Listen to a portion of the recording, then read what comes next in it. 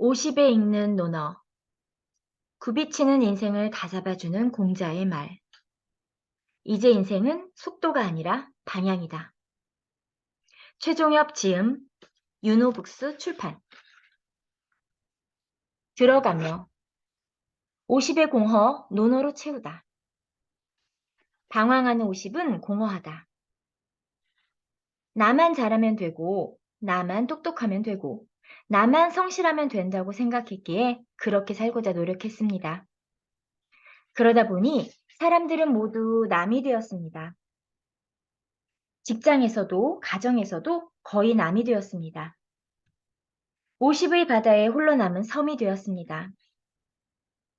쉼없이 달리면 먼저 도착할 줄 알았습니다. 먼저 도착하면 더 많이 쉴 수 있고 더 즐거운 삶이 기다리고 있는 줄 알았습니다. 달리기를 멈출 수 없었습니다. 50이 되어 인생은 쉼없이 달리는 게임이 아니라는 걸 알았습니다. 죽도록 일해도 빚 없는 인생이기가 쉽지 않았기에 인생은 속도가 아니라 방향이 더 중요하다는 걸 실감했습니다.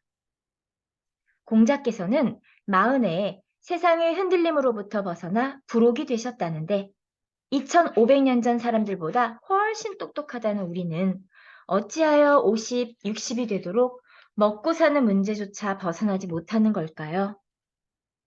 똘똘한 집 한 채에 인생이 걸려 제대로 된 생활 하나 못하면서도 열심히 살아왔다고 말하는 자신이 미워집니다.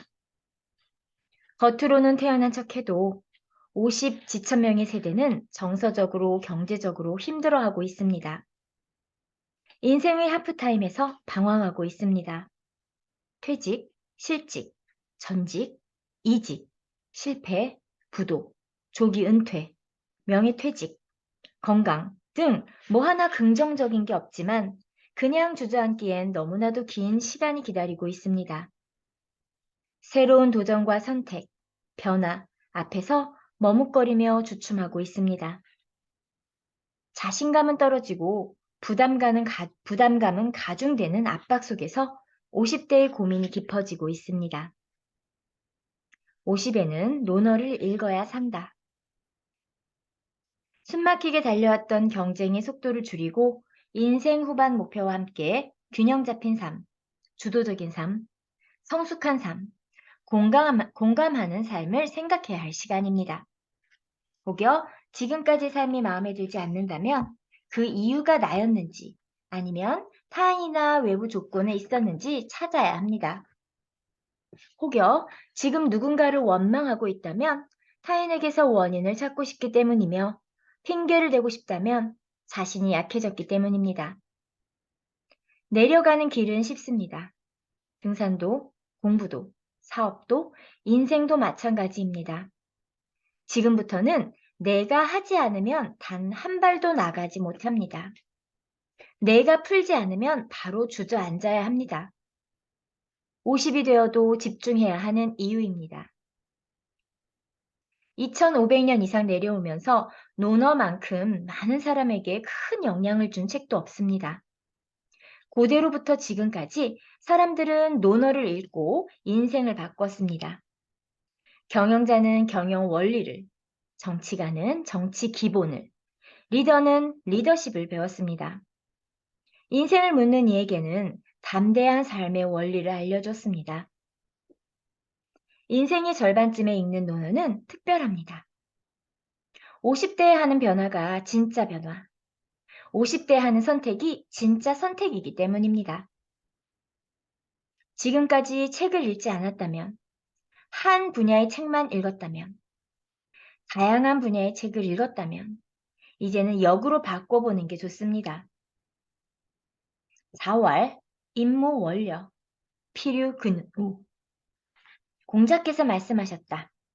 멀리 생각하지 않으면 늘 가까이에 근심이 있다. 우연히 접한 낡은 논어에서 예상치 못한 통찰력을 얻었습니다. 원료는 목표입니다. 간절한 꿈입니다. 중장기적 목표라고 할 수 있습니다. 가까운 현실에 안주하다 보면 먼 미래를 잃어버릴지 모릅니다. 소소하지만 확실한 행복, 소확행도 좋지만 무한한 미래 가능성의 잠재 가치를 빼앗길지도 모릅니다. 근심 걱정이 없는 시대는 없었습니다. 왕이나 백성이나 부자나 빈자나 고관 대작이나 평민이나 자식이 많은 집안이나 자식이 없는 집안이나 근심 걱정이 없는 시대와 지역은 없었습니다. 찰스 디킨스의 말처럼 하루하루의 삶은 비극에 더 가까웠습니다. 그러니 2500년 전부터 목표와 꿈과 비전을 지니고 살아야 그나마 하루하루의 어려움을 겪어낼 수 있다고 했던 것입니다. 목표가 분명하다고 근심과 걱정이 바로 사라지지는 않지만 미래가 있고 희망이 보이면 더 힘을 낼 수 있기 때문입니다. 꺾이지 않을 꿈과 흔들리지 않는 뜻. 인생 전반이야 여러 제약 때문에 내 마음대로 살 수 없었다는 핑계라도 될 수 있지만 인생 후반은 다릅니다. 스스로 목표를 세우지 않으면 다른 누군가가 정해준 대로 살아야만 합니다. 인생 후반은 잘해도 내 탓, 못해도 내 탓입니다. 처음이라서, 미숙해서 라는 핑계를 대기가 어렵습니다. 그러니 지금까지의 삶이 마음에 들지 않았다면 이제는 다른 방법을 써야 합니다. 꺾이지 않을 꿈과 흔들리지 않는 뜻을 세워야 할 때입니다. 뜻이 부족해서이지 단연코 남은 시간이 부족하지는 않습니다. 눈치나 조건을 살필 필요가 없습니다. 인생의 마지막 변화나 선택이 될지도 모르기 때문입니다. 20의 미숙함, 30의 치열함, 40의 흔들림도 줄어든 50은 일관성 있는 일을 시작하기에 좋을 나이입니다. 50은 자기 자신만 생각해도 욕먹지 않을 나이입니다. 수천 년을 이어온 후회와 아쉬움의 고리를 끊는 공자의 가르침은 간절함이었습니다. 주체적인 삶을 영위하지 못하는 건 방법이 없어서가 아니라 목표가 없기 때문입니다. 50이 가장 적당한 때입니다. 그러니 해결할 수 없는 문제는 덮어두고 해결할 수 있는 문제에 집중해야 합니다. 사람의 힘으로 풀 수 없는 문제는 남겨두는 것도 전략입니다. 현재에 집중하려면 방해 요소를 제거해야 합니다.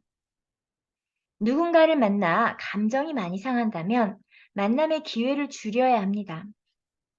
SNS에 너무 많은 시간이 낭비된다면 사용 시간을 줄여야 합니다. 소통이 짐이 된다면 소통을 줄여야 합니다. 집중은 용기입니다. 한 가지만 남기고 나머지 99가지를 없애는 결심이 필요합니다. 55세는 30세와 80세의 딱 중간입니다. 지금까지 나 아닌 누군가를 위해 살았다면 이제부터는 누군가가 아닌 나를 위해 살아야 합니다. 지난 25년을 나 중심으로 살았다면 다가오는 25년은 가족을 위한 삶이어야 합니다. 지난 25년 동안 싫어하는 일을 하며 살았다면 다가오는 25년은 좋아하는 일을 찾아 재밌게 살아야 합니다. 지난 25년 동안 돈만 되는 일을 하며 궁색하게 살았다면 다가오는 25년은 사람을 찾아 함께하는 일을 하면서 시간을 보내는 걸 목표로 삼아야 합니다. 나이 50에 논어를 읽고 인생이 쉽게 바뀔 거라면 애초에 흔들리지도 않았을 겁니다. 하지만 논어가 논어로 끝나는 게 아닌 논어에서 실천 전략과 변화의 실마리를 끌어낸다면 그때 논어는 전혀 다른 논어가 될 것입니다. 어떤 파도에도 굳건히 배를 지키는 인생의 앵커가 될 수 있습니다. 정약용의 논어처럼, 이병철의 논어처럼 50의 독서와 50의 학습과 50의 논어가 진짜입니다.